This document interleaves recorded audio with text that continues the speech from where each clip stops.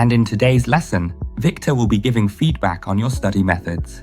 Most of you, when submitting your work to the teachers at Victor Brown Academy, often receive feedback that your thread is too long.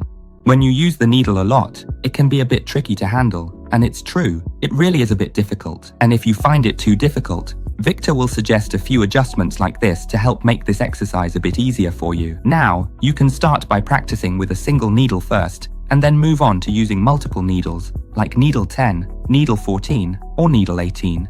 You more or less understand this from your training process already, right? So, starting from this long stroke, you move backwards. This is the tip of the stroke. Move backwards by about 0.1 centimeters.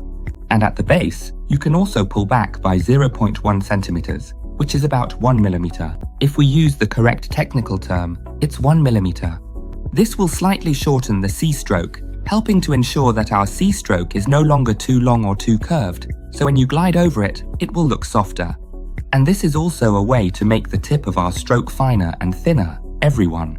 Now, please take a look. I've just finished drawing this group. Now I'll draw this group for you to observe. I'm just tracing over it. I'm using a broad-tipped pen so you can see clearly. First, you need to keep your hand upright at a 90-degree angle. Secondly, this flat part here needs to be pressed down like a knife, pressed straight along this C stroke line. If the C stroke is too long and a bit tricky, you can shorten it a little. Then from this end, you, position it so it's aligned with this C stroke here.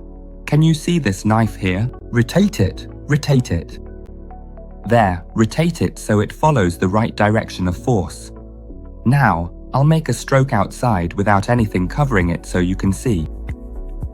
See, there's a bit of pressure in the middle, and in the end, the stroke is really smooth towards the back. If it doesn't curve yet, you can adjust your hand a little to create the curve. Then you pull it out. See, this stroke is a bit off because it hasn't got the curve yet, so I made a more curved stroke by, when I go from the start to here, I slightly curve the pen, gently twist it to pull it towards the direction I want the curve to go, alright? Just like that, you can keep practicing these strokes. There, you twist your hand, then stop. When you get to this tip here, your hand might shake a bit, but with a bit of practice, it'll get better. Here, look. Go up to here, then lift the tip and stop. See that? Just now, you practiced on paper, but honestly, doing it on paper is actually harder than using fake skin. That's why I'll show you how to do it on fake skin, so you can try it and find it easier. Fake skin simulates real human skin, so it's elastic and very soft. So, using the needle to create those strokes is actually easier than doing it on paper, you know. For those of you who have enrolled in the course, you've already been given this fake skin.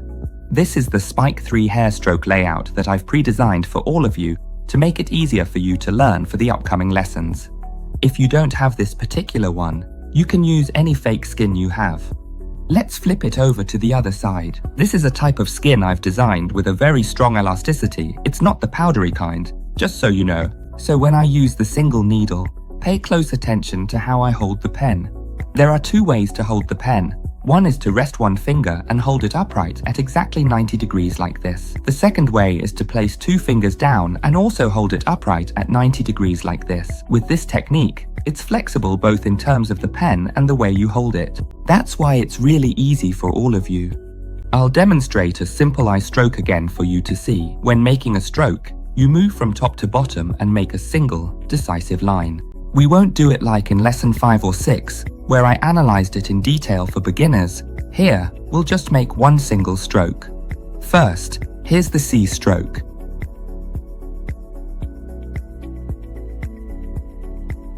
See, you don't need to go fast, just take it really slow. You see, when you have the elasticity of real skin, this skin is like real human skin. It creates sharpness, fineness, and softness at both ends when we make just a single stroke. I'm going from top to bottom in one single stroke. There, can you see that? The way you do it is very gentle, very soft, just slowly going along. See, the stroke is like a strand of hair, very fine, very soft. So, if I go from the bottom upwards, is that possible?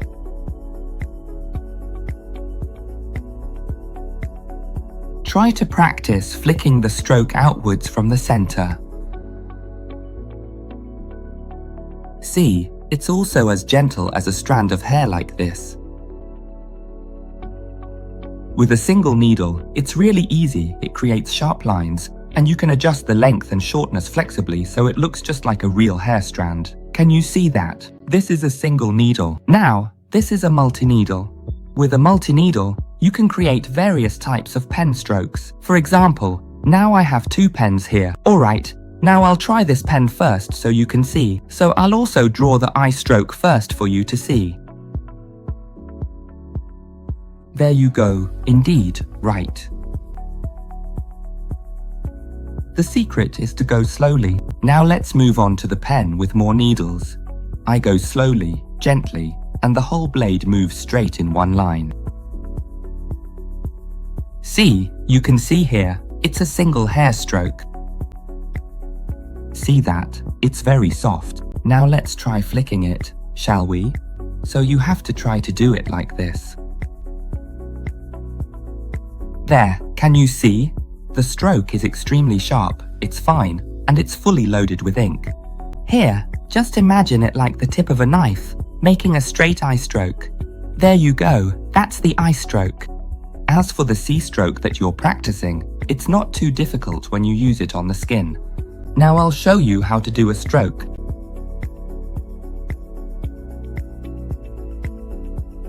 See this C stroke? Using a single needle is easy, so I won't demonstrate. Using multiple needles is different. Let's go back to the flower shaping exercise so you can see.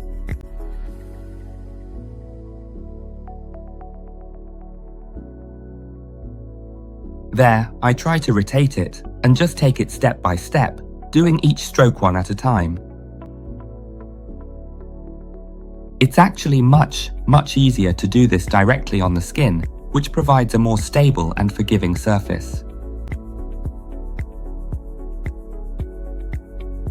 So, can you flick the flower shape on skin? Yes, you can still flick it.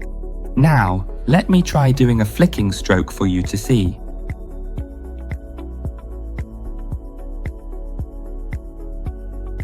Next, let's finish this whole flower together, everyone.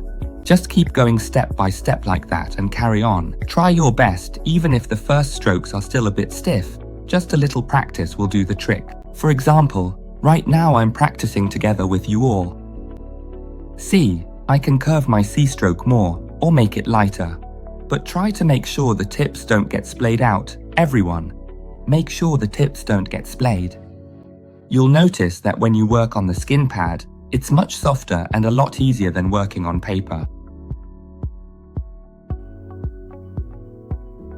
Alright, dear friends, with the guidance just now, I believe you can adjust when using the needle a lot. If the C-curve decreases and the length shortens, you'll be able to do it well. But if, in the near future, your hand becomes steadier and you can manage it, you can raise the difficulty a bit by keeping it as is, no need to pull back, and you can complete the entire long C-curve. This is just a very short lesson to help us fix the difficulties we had in lesson 6 earlier. See you all in the next lesson.